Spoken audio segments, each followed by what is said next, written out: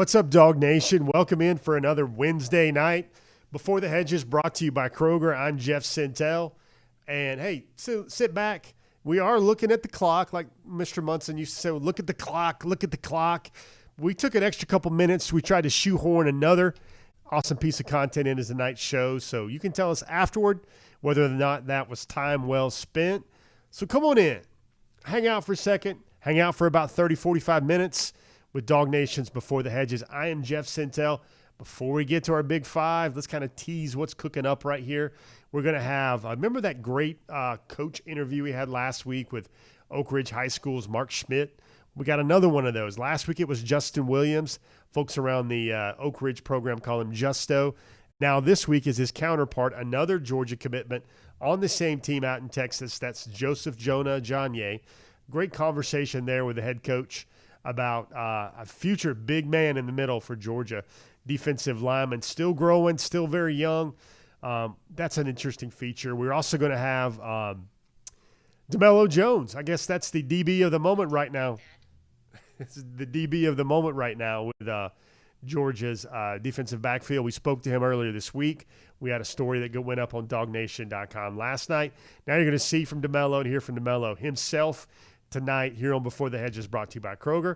Oh, and you know what? We thought we'd also put a player highlight voiceover sharing with what we think makes this one of the recent commits for Georgia very, very special. We're going to talk about the Williams Nwaneri decision a little bit, and we're going to discuss where Georgia goes at the safety position in 2024. That's how we tried to get our arms, a big, huge Godzilla-sized hug around Georgia football recruiting, the 2024 cycle for the nation's #1 class in 2024 and 2025. Forgive me as I come rushing through the door with everything we got cooking tonight on the dinner plate for Before the Hedges, brought to you by Kroger. How's everybody doing? Everybody doing good? Everybody ready for some getting closer to the season? Are you guys gobbling up those practice reports like you're already going down the Halloween aisle at Kroger, getting those Reese's pumpkins or something like that? I know my family, my teenagers are into something like that. But before we jump into the big five, lots of content, another loaded show for you guys tonight. Here's the quick five. Quick five is always brought to you by Short Attention Span Theater. If you're having trouble keeping up with the show, if the points take too long, and you'd rather your Before the Hedges content come in 6 minutes rather than 36 minutes or 46 minutes, well, the quick five is just for you. First off, I'm going to let this be said. We talked about this on the DawgNation forum this week. Not all recruiting decisions or bag drops or major NL factors. Certainly make the case for certain ones of late or in the 2024 cycle as a whole, but not all of them. Sometimes they're just good recruiting jobs. They're just another team recruiting well. Lots of times that's Georgia recruiting well to close on a player they really like during their senior season. Second thing on the quick five, I do think Georgia will continue to recruit KJ Bolden until the end of his decision, until he signs with Florida State or Georgia or wherever it may be. I do think Dream School had a lot to do with that. I do think the financial considerations there were looming over that decision. I know how every decision now gets magnified, and sometimes fans feel better when they say, oh, it was just a lot of money, or it was just great NIL. I think it's a combination of factors. That's my own personal opinion there, and how from the very first time I spoke to KJ, you've read those words on DawgNation.com, he said his dream was to be a Seminole, and he repeated that on Saturday night. And, you know, Georgia, like I said, is going to keep recruiting him, kind of like Alabama kept recruiting Peyton Woodyard out of St. John Bosco High School in California, even though he committed to Georgia back in January. Ripple effects of the KJ Bolden decision. Well, I had a source at Buford High School tell me that lots of players are going to follow KJ Bolden in the 2024 and 2025 classes. I think that means Georgia's going to have a hard time holding on to Jaden Perlotti, the current Buford linebacker that's the number 4 linebacker in the country, a top 50 overall prospect at Buford High School. Those two are just really so tight. So that's something for Georgia to kind of look for and see if that happens down the road with the 2025 recruiting class. We went in depth on this recently.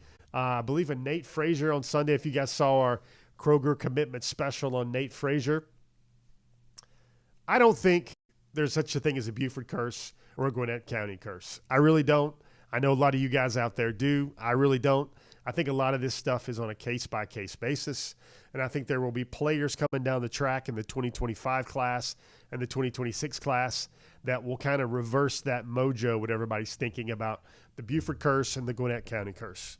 The final thing on our kind of quick five right here is these 2023 freshman prospects are what we thought they were. I'm hearing great things about Yazid Haynes, Lawson Lucky, Jonel Aguero, Justin Rhett.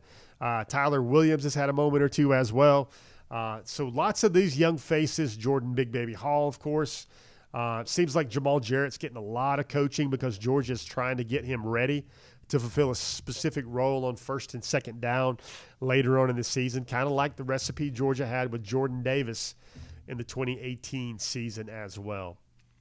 That's what I'm thinking right there. Now there's the big five, but guys, there's always so much talk about when Georgia – it feels like when Georgia loses a commitment now, it seems like everybody's got consternation or they're stomping their feet or everybody talks about the one that got away. Well, there's one here that I don't want the Before the Hedges crowd to lose sight of. We're going to keep our eyes on the ball with the recent commitment of Nate Frazier, Nathaniel Frazier, whatever you want to call him. Special back for Georgia. Simply put, highest rated back for Georgia. Should he go on to sign, which I do think he will. That will be the highest rated running back signee for Georgia since the 2018 class. And that was when Zamir White went number 9 overall on the composite. And then James Cook, I believe, was number 41 overall. James Cook, I see a little bit of that in Nate Frazier's game. If you could give me a gumbo with a little bit of special Nate Frazier sauce, he's his own player. Give me a couple of pinches of Noshawn Marino and give me a dab or two, a big dollop or two maybe, of DeAndre Swift. That's kind of the player comparison, 5'10", 5'11", about 210 pounds.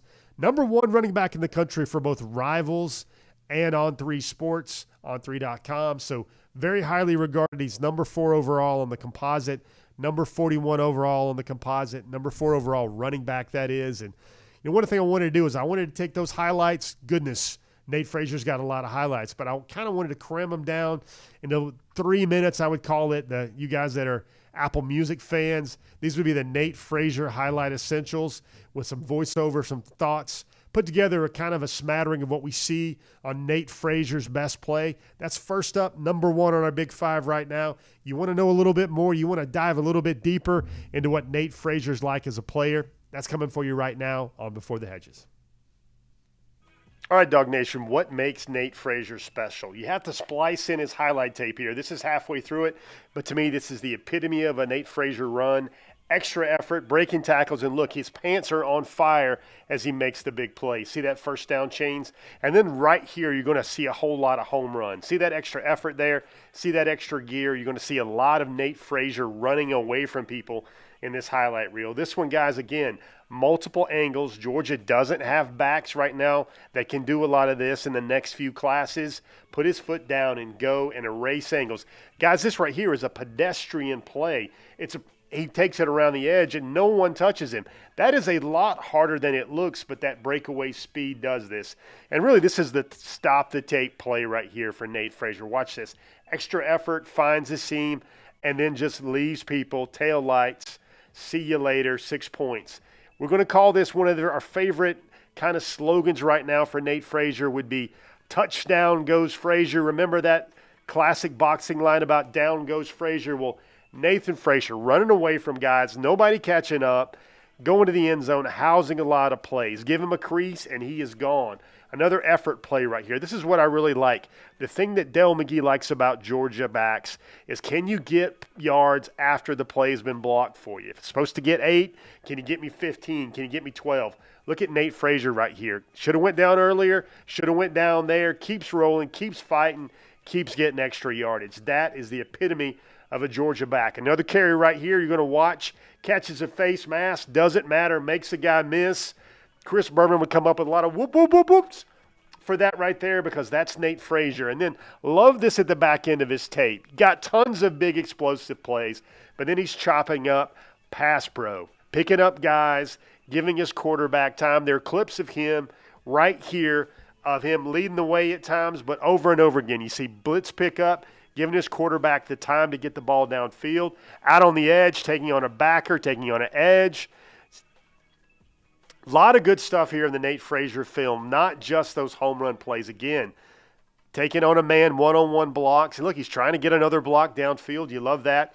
Nate Frazier, again, back in the shotgun set with him right there, giving his quarterback time, able to handle. These are some good guys here right there. Look at him right here. Taking on, this is St. John Bosco right here, taking on a blitzer, taking on a guy on the edge. You see all these big plays with Nate Frazier. You see him galore. But this stuff right here, it matters to the young man. He's got it on his highlight tape. Look at him running the lead right here against St. John Bosco for his teammate. Lots of really good stuff here for Nate Frazier. Not just home run plays, not just 11.4 yards per carry. Here he is again, setting the edge, holding up a guy on the edge on the perimeter against Bishop Gorman. Lots of good stuff. Nate Frazier, Dog fans should be ecstatic. 3 minutes and 4 second highlight clips we could ever throw together. We want to just try to give you guys a little bit more of that, especially now when the class is kind of basically 4 or 5 names, 5 or 6 names left in the class. So we're going to do a lot of those kind of tape, chopping up the tapes, kind of pulling out the premium cuts, kind of pulling out that good stuff where you heard me say earlier about after, like, I think it was the 5th play, and that was like lots of college recruiters. I've heard this story for years. When they're watching a highlight tape, young people, when you're building your highlight tape, you should put your best 5 or 6 plays at the start of your tape. That's about all the attention span a college coach will have. Maybe they'll get to tape. Maybe they'll get to clip 4. Maybe they'll get to clip 5. But that was one. I think it was the first one for me. And then on the 5th one for me, you could really just pull out 2 or 3 Nate Frazier highlights there, and you're like, stop the tape. That's enough for anybody in the country to give him an offer. He's got a GPS miles per hour time on film around 23 miles an hour. He averaged 11.4 yards per carry. Was in a double-duty backfield with another All-American running back that's in the 2025 class at Modern Day.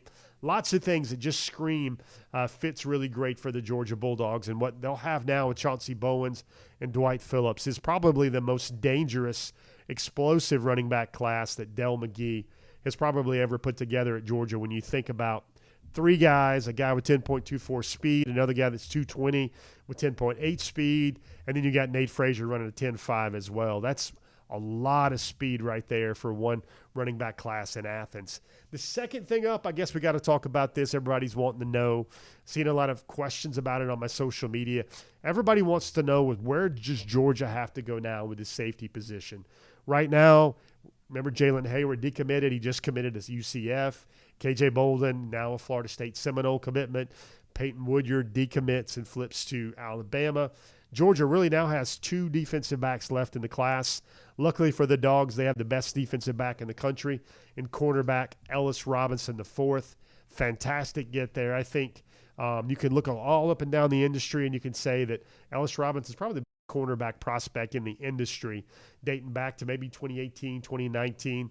Definitely for Georgia, he's a lot more polished than maybe a Tyson Campbell. Tyson Campbell is still getting a lot better in the NFL. Now he's one of the top 10 or 12 cornerbacks in the NFL, and that just goes to show he hadn't played a lot of cornerback in high school growing up. In high school, he was injured a lot, so I think Ellis Robinson IV does have the potential to be an impact player.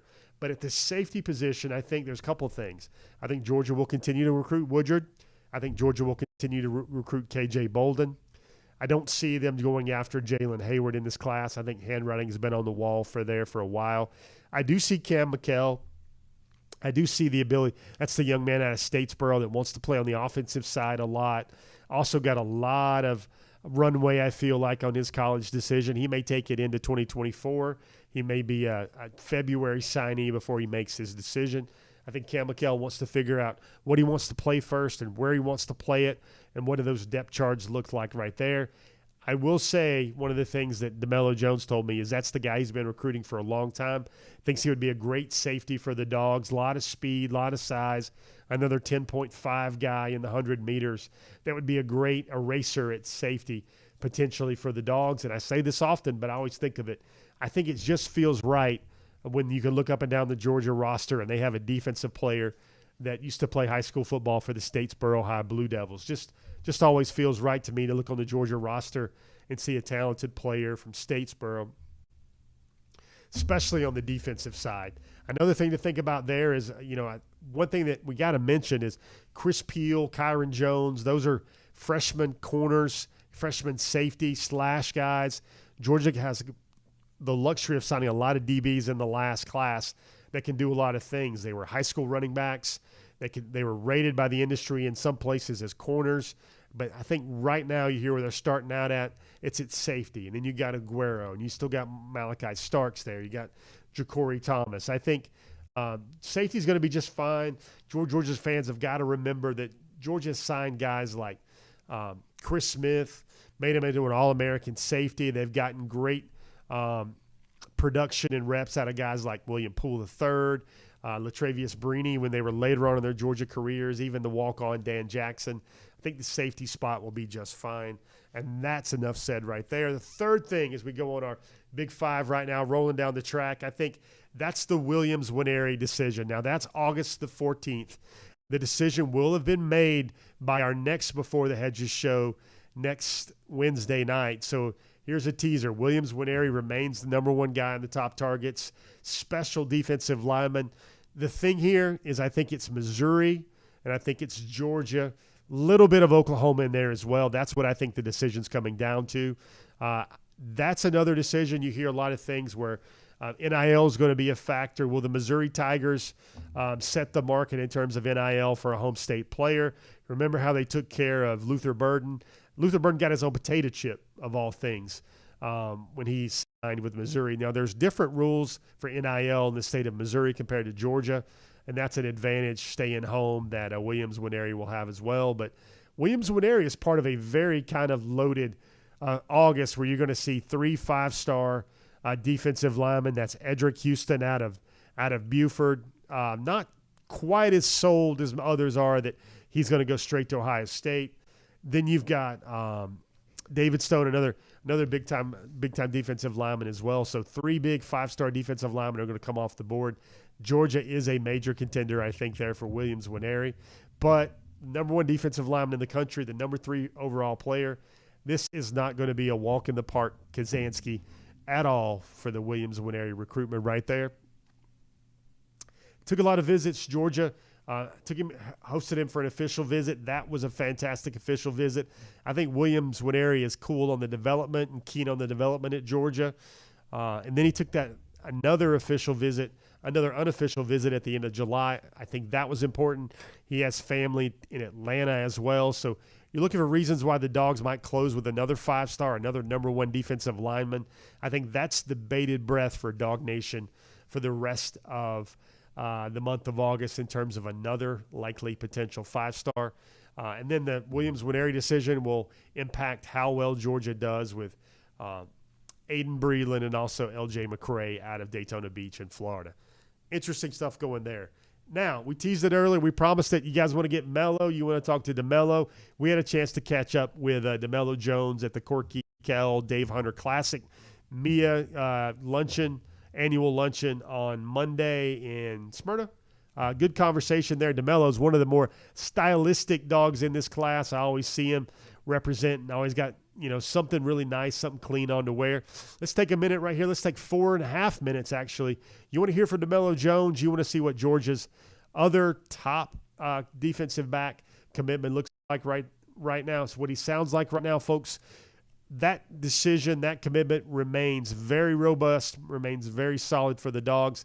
Let's hear it right now from Demello here on Before the Hedges, brought to you by Kroger.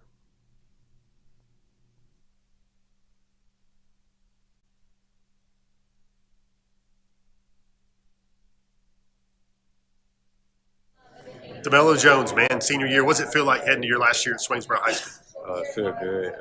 Ready to get the season started. We're going to have a good season. What type of year are you expecting? You got any goals? Really just won the state championship. We fell short last year. This year, we got to accomplish it. How big is that bad taste in your gut from last year, man? How much is that motivating you and your team? A lot. We played a good game. They got the best of us. We're going to be back. How do you feel about being a Dog? A lot of people always worry. They say you might take visits. They say you're committed, though. Like, how would you describe the strength of your commitment right now? 100% with Corey. How so? What keeps you? What do you like most about being a Dog? Really, I built a good relationship with all the staff, everybody on the staff. I talk with Coach Friend every day, him and Coach Bushchamp every morning, and me and Coach Kirby click a lot. So I think you're rated as a safety. You've probably played more at corner, or you expect to play more at corner. How do you feel the industry views your skill set? I mean, didn't you used to one time be an athlete, rated as an athlete? Like, tell me about all the things you could do to help Georgia one day. Really, I could help all around, like as far as kick return, defense, and really a little bit of offense. I could help Georgia with a lot of stuff. Now, every commitment has a job or maybe a guy to work on. Is there a guy that you're still working on? Is there a guy that you can't wait or want to really see hope join the class? Who's that guy for you? Probably Cam Michael. Been working on him, trying to get him to come. Cam Michael. What are you telling him? It's a place to be. He wouldn't want to miss out on it, so tell him to come join the family. Now, that guy, a lot of his highlight tape is offense. He's played quarterback a lot for Statesboro, and he's mentioned he wants to play both sides of the ball if possible in college. I think Georgia likes him as a DB. Like, what kind of skill set does he have? Like, what would he bring to the class? He brings a lot of vision, a lot of speed, real fast. So he'll be a good, like, all-around cover safety. Just to be around, just to have him over everything, would be good. What do you like best about being a dog? Just being his home state, I like that a lot. Growing up watching Georgia play, and that being a good school, dream school, I like it a lot. When did you know you were going to be a dog? Was it when Fran started lighting you up, saying you could run because he needs guys that run, can play corner? Like, I've heard him have that speech, man. He's like, you got to be a dog. You got to be able to run to play for me.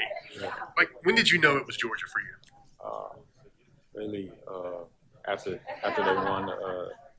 they won it all, and all the coaches like just on me. That's when I knew I wanted to be a dog. The first title or the second time? Sick. And you feel like you could be part of a lot more? Yes, sir. What do you think about this recruiting class you're a part of right now? I like it a lot. We got number one class right now. We're just going to keep building on it. Demello, what's your dream? Everybody's got one. What's your dream? Make it to the NFL. Yeah? Yes, sir. Did you have a favorite team growing up? Not really. I mean, I like the Ravens, but. Awesome. Tell me about the best play on your highlight tape. You got one? It's a lot of good ones. What about the favorite play? Favorite play you've ever made? Is there one of them? Probably a 90-yard touchdown or something like that? Maybe the winning championship game, the one-head catch. I like that one a lot. If someone has never seen you play before and they're in the stands and they're going to watch you for the first time, what do you hope they see? What do you hope they walk away from that game knowing about Demello Jones? How much of a versatile player I am. Awesome. And where's your height and weight right now? 6'1", 178. You going to enroll early or you going to go your whole senior year? Enroll early. That's what you want to do? Yes, sir. You going to take any visits this fall? Where are you going to go see? I might take a couple. If I do, it'll be Alabama, Tennessee, possibly Miami, but I don't know. Those are home games there? Yes. And if you got any more officials left, how many have you taken so far? I took 3, so I might go to one more. You can take as many as you want. Those are the new rules. Yeah. Tell me about your Georgia official. How does that stick in your mind? It was good. A lot of commits there. A lot of us got the bun. It was real good. Real time to be at Georgia. Demello Jones, he's from Swainsboro. Highway 1, you got to go through highway number 1 to get to Swainsboro. Appreciate your time, man, and thanks for joining us. Yes, sir. What's up, DawgNation? We're back. Pretty mellow. DeMello, very nice fellow. That's all the rhymes. That's all the bars. That's all the lines I got right now. If you thought that was good, DawgNation conversation style, let's just roll right into another one. Remember Mark Schmid out of Oak Ridge High School? That's the coach that coaches 5-star linebacker Justin Williams. That's the coach that also coaches trending, rising, near 5-star Joseph Jonah-Ajonye. Still probably going to end up the youngest player in this Georgia class, 17 years old. Hasn't been in America that long. Great story. You want to learn a little bit more about Joseph Jonah-Ajonye. You want to know how the inner circle there at Oak Ridge High School thinks about what they have and about what Georgia's getting. Well, that's what DawgNation Conversation, that's what Before the Hedges is all about. Let's find out a little bit more right now about Joseph Jonah-Ajonye right now here on Before the Hedges. On the outside looking in, I think the most remarkable place for me to start is, what was he, 6'4", 6'5", 230, last fall, and now he's 6'4.5", 270. Like, how's that happen? Yes, yeah, it's amazing because he has become a large individual, and it's good weight he's put on because, you know, Joseph has been in the United States maybe 6-7 years total. He's from Nigeria, and prior to coming here, he'd never played football, and so his first experience playing football was as a freshman. And so, you know, in terms of an upside to Joseph, the ceiling is extremely high just because there's so much more for him to learn and grow as a defensive lineman. You know what I'm saying? He hasn't been doing this for very long, and so that's the great thing about Joseph. He's only going to get more physical and more adept at, you know, hand-to-hand combat and learning the different techniques of playing D-line with each year that he's like this year will be a huge year for him, and his freshman year in college. I mean, he's growing. I mean, he came here as a skinny, you know, 6'3", probably 185-pound kid, and now he's at 6'5", 270, 275. Wow. And he's embraced the weight room, loves the weight room. You talk about a wingspan. He's got like a 7-foot wingspan, or a 6'10" wingspan. You know, and he's 6'5", and so does that mean he's still growing? I think he is. Wow. You know, I've never met his father, but he told me that his father is 6'8". So, I mean, so to me, there's one more. The ceiling is unbelievably high for him because I see him still growing. I mean, he's every time I look at him, he looks like he's gotten bigger. And you know, because he hasn't been in the United States his whole life, he's still learning new stuff every day. I mean, and I think part of his growth is, you know, his diet, you know, has expanded to you know, eating more Americanized foods and things like that, more calories, more carbohydrates, and with the work that he's putting in, it's converting it into muscle and stuff like that. So he's he too is a great kid. He's more quiet than Justin. He's very serious kind of guy. He contemplates stuff. You can see he's a thinker. But he has this whole football thing. He has completely embraced it. I mean, completely. He loves what he's doing. He loves the weight room. He loves the physicality of playing D-line. And he, too, is extremely explosive. And you can see that on video. And he's got tremendous upper body strength. When he puts his hands on an offensive lineman, you know, he's going to be in control. So, you know, he's fun to watch just because he's so new to it. He's raw. Coach, do you think, I don't know, this is maybe a hard gauge, but do you think he's even 25 or 30% of the football player he will be? It's hard to gauge. All I can tell you is his growth in technique, his growth in strength, his growth in his size. It's like I said, there's so much more there to him. I can see him potentially being 295 pounds at 6'5", 6'6". I can. It's just because that's what he's done between his end of his sophomore year and end of his junior year. That transition took place, and I know he's going to get bigger. Coach, if I would have showed you this future for him and a picture of what he looks like right now on that first day that you saw him as that scrawny kid, would you have believed it?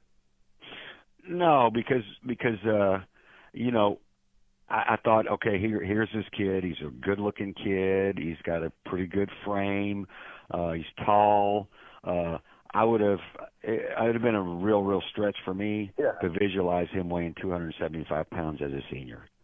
I could see him at 250, 255, but 275 it was just that's something that would have amazed me if I thought that was the reality of it. Just from a pure coaching standpoint, I'm curious.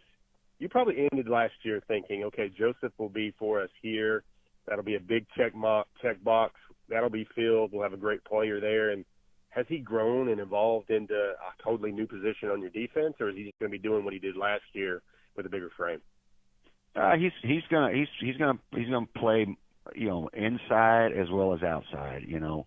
For us in high school, a guy like Joseph can do that. He can be a three technique. He can be an edge player. That's yet to be seen at the SEC level. Will he be able to still be an edge player, or will he be relegated to be a three technique and inside player? That's I can't say that, but for us, he will be that guy, and he'll do a great job at playing either one of those positions. There you have it. Lots of intel there on both of the future Dogs at Oak Ridge High School in Conroe, Texas. That's right outside the Houston area, one of the larger school districts in Texas, at least one of the larger growing population density-wise school districts in Texas. And Georgia goes into Conroe, Texas, Oak Ridge High School, and lands 2 top 40 overall commitments, 2 defensive commitments for their class. Both of them have very unique stories. Can't wait to write the banana pudding story about Joseph Jonah-Ajonye that will show up on DawgNation.com very, very shortly. Guys, that's a good read. Quick Big Five review. We sliced and diced the tape for Nate Frazier. We talked about Georgia goes from safety in the 2024 class. We previewed kind of the Williams Nwaneri decision, which will be made by the next time we have our show this week. We had a DawgNation conversation with Demello Jones, who's now a very important kind of transitional, can play a lot of DB, safety, corner. Georgia's going to start him out at corner in the 2024 class. That is still a very solid, strong, robust titanium-type commitment there. And then we had another great conversation with the head coach of Oak Ridge High School about Joseph Jonah-Ajonye. I see in the comment section that a lot of folks have a lot of goodwill and some very – it sounds like Joseph Jonah-Ajonye is going to win some popularity contests among the 2024 recruiting class amongst DawgNation. And also want to say happy birthday to Randy Payne down in South Georgia. I hope somebody brought you some cannolis or something good, something really good to eat on your birthday to have a celebration down there in Tifton. Hopefully the town will still be standing after tonight, Mr. Payne, and your big celebration there. Guys, that was the Big Five. You guys got questions? I'll be looking on Facebook. I'll be looking on the DawgNation homepage. I've already answered one of those on the DawgNation homepage. Been kind of mixing in and there with folks on Facebook as well. Appreciate everybody joining in. You guys are enjoying the content. You guys say, okay, Jeff, we'll give you a little bit of slack. That 5 minutes on the clock, we appreciate you squeezing out another interview for us, putting another segment into the show as well. So let me know how we're doing. Let me know how you like the show, how things are going. That's what the like button's for. That's what the subscribe button's for on YouTube. Always love to bring this type of stuff to you that goes beyond the written word and goes beyond the pages of the world famous DawgNation.com. And now, table stakes each and every week. We call it the meat and potatoes. You got to get some meat on the bones of the Before the Hedges show. We talk about top targets. We talk about the commitment glance. But right now, let's start with the breakdown where there's a little bit of fluidity. Everybody knows recruiting is like the Coe River or like Chattahoochee River or like Niagara Falls, and sometimes there's always some alkalinity. There's some liquidity sometimes to recruiting classes. Let's take a look right now at the class breakdown for Georgia. What have we done since the last show? We'll look there.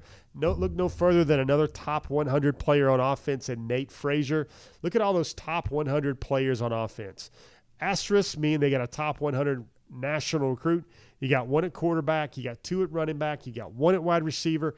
Nitro Tuggle is just knocking on the door there at number 101 overall on the composite at receiver.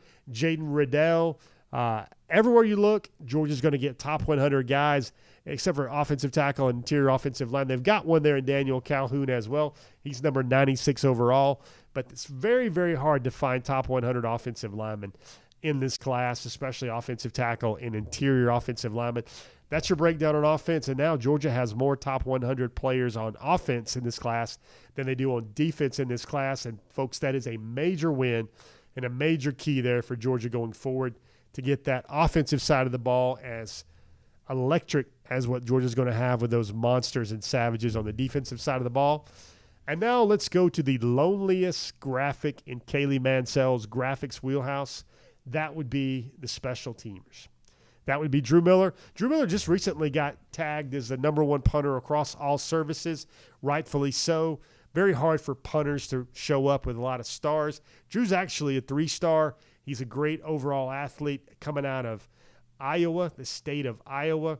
Georgia also recently picked up a long snapper preferred walk-on in Luke Robb out of Brentwood, Tennessee. That's all you'll see on that slide. And now, defensively, Georgia, a lot of white spaces right there. Pure DBs, nobody's committed in the class anymore. Pure safety, nobody's committed in the class anymore. Still haven't found an edge rusher there for the Georgia Bulldogs in this class. I think that is a symptom of how well Georgia recruited the edge position a year ago with 3 top 75 overall prospects to play the edge. Damon Wilson is another name that I've heard about how those practice reports have been going. Damon Wilson has looked very good at times, especially in what he's expected to do in terms of getting after the quarterback. Look at those defensive linemen: Nnamdi Ogboko, Joseph Jonah-Ajonye, Quintavious Johnson Jr., Jordan Thomas. Jordan is a top 100 overall prospect as well. Justin Green is number 106 overall. Ellis Robinson is the number 1 cornerback in the country. Christopher C. Jones and Justin Williams both committed to Georgia in the month of July, that last month. There's your class breakdown. Let's take a look next. The next slide up the list is the recruiting snapshot. 26 commitments, still number 1 nationally. Georgia lost a commitment, a top 100 commitment over the last week in Peyton Woodyard. They gained 1 in Nate Frazier. Obviously, still a knock your socks off recruiting class. 16 guys on offense, 9 on defense, 17 out of state, 9 in state, 16 commitments in the SEC footprint, 10 commitments beyond the SEC footprint. And look at that breakdown right there, kind of in the midsection of that graphic. 3 5-stars, 2 were on defense, 5 top 50s, 2 offense, 3 defense. Top 100 commits, Georgia now has 11. They have more of those on offense than they have on defense, no matter what that graphic says. And Georgia has more top 150 commitments on offense than they do on defense as well. This is the shifting of the class for the 2024 recruiting snapshot. And look at that. Offensive players among the 10 highest rated commitments right now. Georgia now has 6, and that is exactly the recipe for a much more balanced Georgia football program in the future, thanks to the 2024 recruiting class. Top targets time. Getting very skinny. It was already skinny last week, but then Nate Frazier came off the board and KJ Bolden came off the board.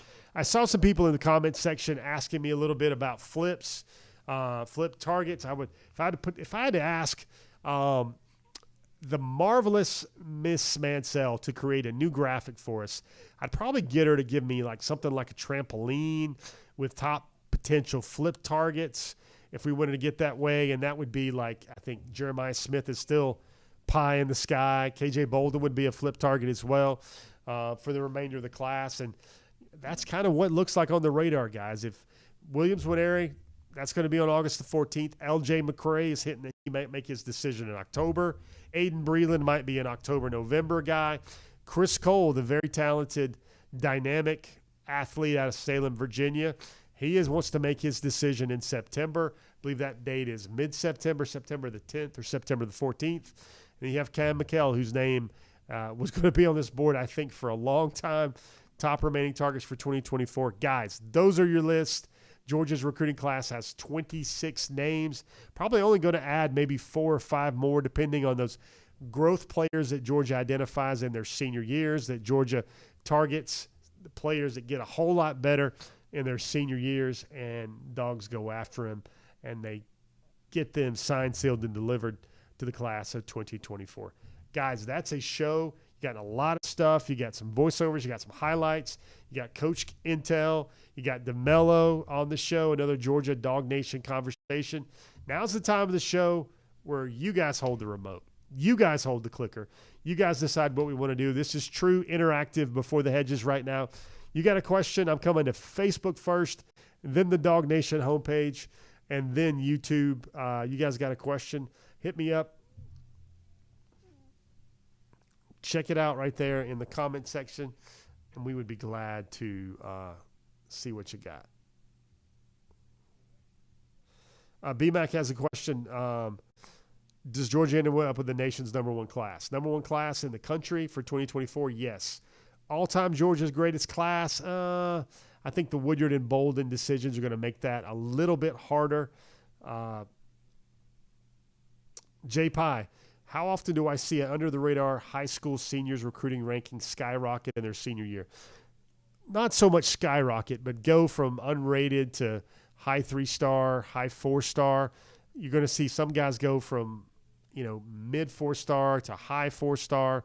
I think the main thing is you're going to see Georgia and a lot of other schools in the country and the recruiting industry as whole see guys that get a lot better. Sometimes it's a case where a player dedicates himself to his training, his regimen, gets in the film room.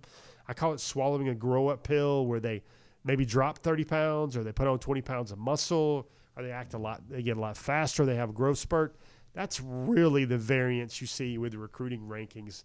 More often than not, you see guys like, who can forget? Georgia's got so many stories here. A guy like Ladd McConkey, who was really nowhere on the board for anyone, and then Georgia finds them after those senior film tapes drop in December and in November, and they identify and they see a need and they pounce on a player like that. Very hard for the big guys to go unnoticed, but you see a player like Ladd.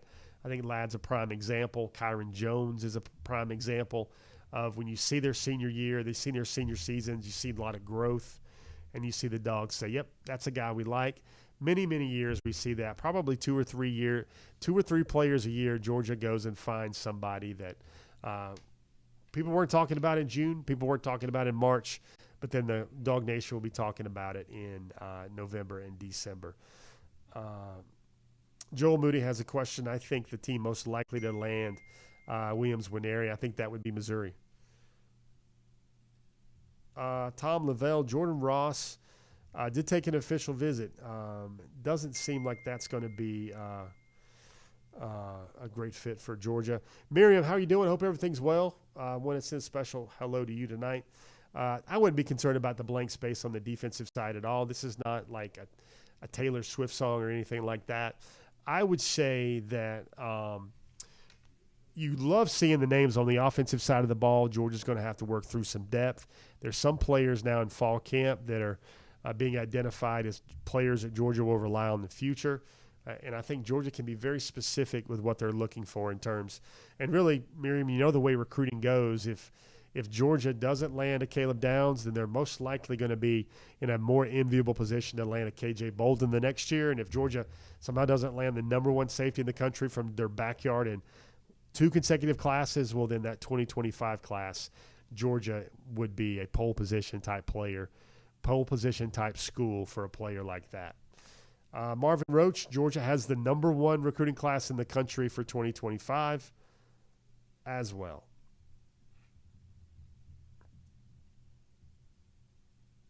Philip Jordan Wells, how are you?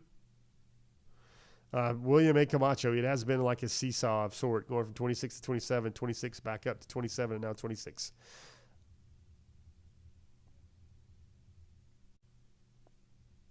We're talking about poke salad. Wow. Man, my mama used to always talk about poke salad growing up in Gilmer County. David Wayne Carroll, man, you did miss dinner.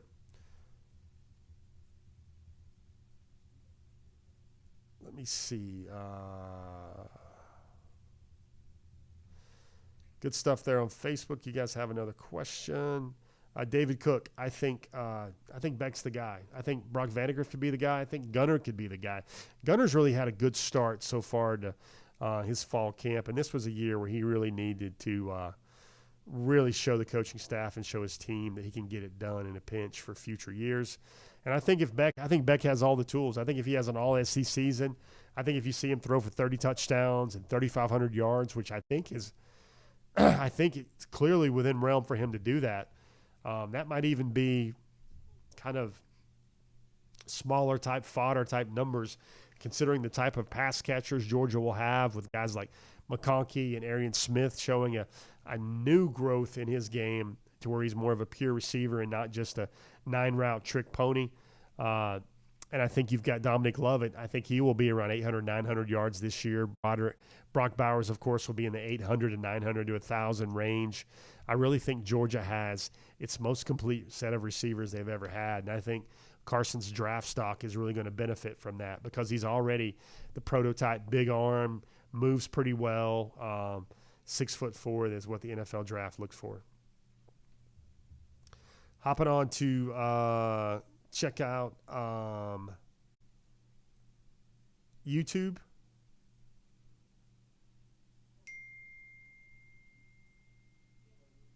Good question. Without NIL, how much better would this class be? Wow, that's a great question. I think you'd see Georgia with more receivers, even better receivers, at least one more receivers in this class. I think the top targets board would look a lot different. Definitely. You could probably hypothesize that Georgia might even have 2 5-star receivers in this class. Jack Marino, I think major production's coming from Dominic Lovett. Jury is still out on Ra Thomas as well. Ra was always the guy when they were coming in. I was told Ra might need 2 years, although he's tremendously physically gifted, and Dominic Lovett would be a 1-year rental on the way to the NFL.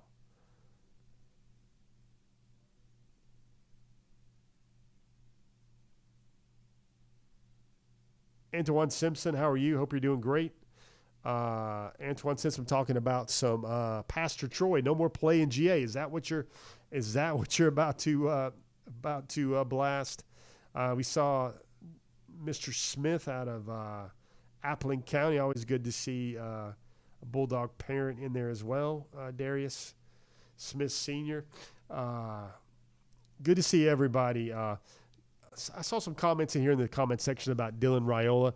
Got a big story I'm working on Dylan Raiola. Probably might be a Sunday type story, but it's one that I've kind of going to dig in the box a little bit and add some depth to it as well. Hope you guys would like that. All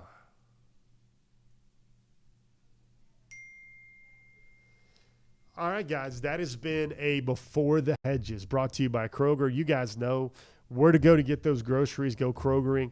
Go to Kroger.com/sign up for all your digital coupons. You've also got a lot of great stuff to do there with Morning Boost.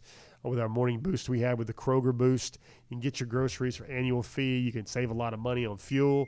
You can get more fuel points as well. And my laptop computer always makes sure to ding right in the middle of Before the Hedges as well, but at least it's not barking peaches. Guys, that has been a show. We gave you a lot of content. Hope you liked it. Hope you learned something about Georgia football and Georgia football recruiting.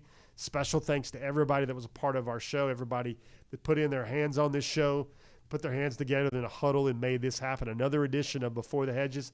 That's another one in the book. I thank you for your time. If you like the show, share it on your social media. Like it. Subscribe to it. DawgNation is all about this type of content for each and every one of you guys. For everyone here at DawgNation, I'm Jeff Sentell. That's been your intel. Everybody will see you guys again later on the pages of DawgNation.com. Have a great week. Have a great weekend. Hug everybody you love. Tell everybody you love them. And we'll see you again next week, Lord willing, on Before the Hedges.